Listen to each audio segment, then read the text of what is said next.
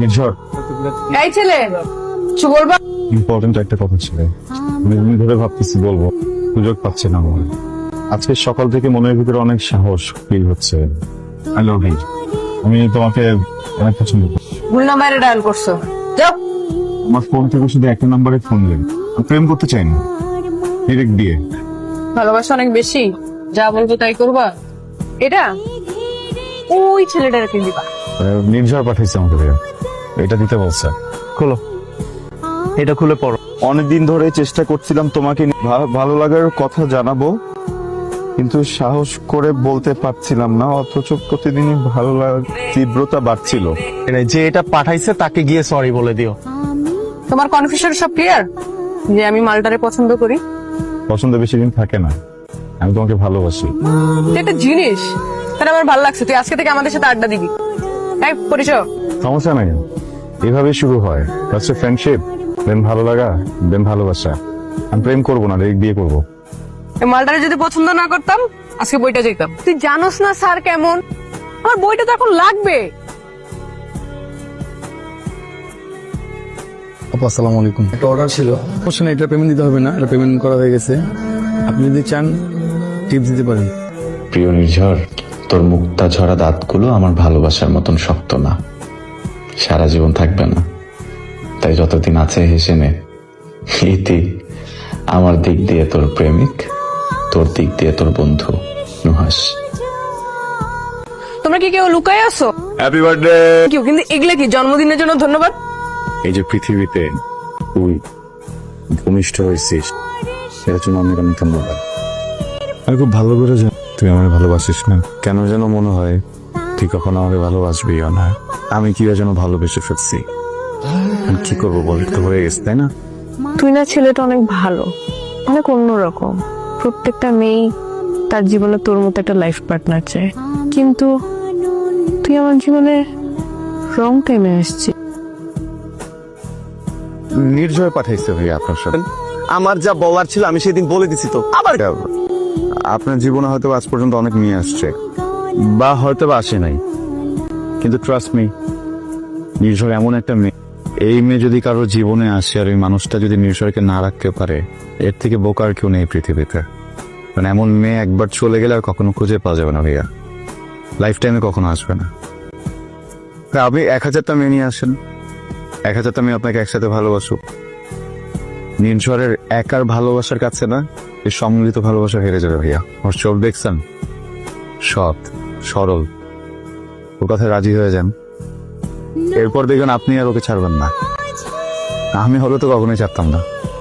তুই যদি মেয়ে হইতি আমি তোর বিয়ে করে ফেলতাম। তুই তোর সময় নষ্ট করতেছিস, তোর উচিত কারোর সাথে এঙ্গেজ হয়ে যাওয়া। আমার সার্কেলে অনেক সুন্দর সুন্দর মেয়ে আছে, মানে মাখন। ফ্রেন্ড সার্কেল বাদ দে, 2টা কাজিন আছে দেখতে এত সুন্দর, আমার মতো চোখ বড় বড়, আরো বড়। তোর না পছন্দ করার মানে কোনো উপায়ই নেই, তুই চাইলে আমি একটা সেটিংস করে দিতে পারি। যা, আমি কি কখনো তোর রিলেশনশিপে বাধা দিচ্ছি? না তোর পার্সোনাল লাইফে বাধা দিচ্ছি? না, তাহলে তুই কেন আমাকে বাধা দেওয়ার চেষ্টা করতেছিস?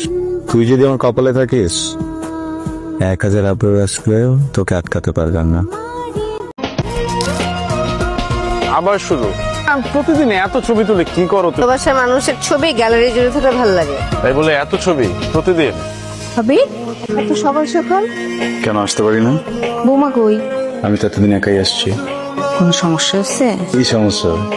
আসলে ও তো ওই যে ওর ফ্যামিলিতে এত বছর থাকছে বাবা মার সাথে, আসতে চাচ্ছিল, আমাকেও জোর করছে আমি যেন ওকে নিয়ে আসি, কিন্তু মনে হলো ভিতরে ভিতরে চাচ্ছে ওর ফ্যামিলির সাথে আর কয়েকটা দিন থাকতে। থাকুক না, নিয়ে আসবো না। ভাই এটা কোনো কথা? আপনি একটা বার জিজ্ঞেস করলেন না তাকে এটা কেন করলো আপনার সাথে? সে প্রেম করবে একজনের সাথে আর বিয়ে করবে আরেকজনকে, এটা হয় নাকি?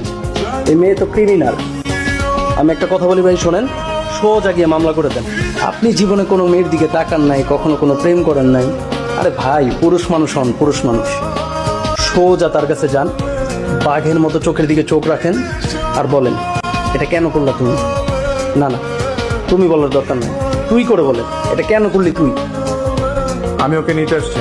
মানে হচ্ছে আমি চাচ্ছি না নেহা এই বাসায় থাকুক, কারণ আপনারা ওর মেন্টাল কন্ডিশন বুঝতেছেন না। ও এখানে থাকলে লিটারালি পাগল হয়ে যাবে। নেহা যাও, রেডি হও, চলো আমার সাথে। তোমার ওর কথা চিন্তা করা লাগবে না, ওর ফ্যামিলি আছে, হ্যাঁ, ওরে দেখার জন্য ওর ফ্যামিলি আছে, আমরা ওকে দেখে রাখবো। বিয়ে কোনো সিম্পল বিষয় না, বিয়ে একটা পবিত্র সম্পর্ক। আল্লাহর পবিত্র কালেমা পড়ে দুইটা মানুষ সারা জীবনে একসাথে থাকার শপথ করে। আপনার কোনো অধিকার নেই আপনি বিয়েকে ডিফেন্ড করবেন। আপনি কে যে আমাদের মাঝখানে কথা বল? আর আমি নেহার হাজবেন্ড, নেহা আমার বউ।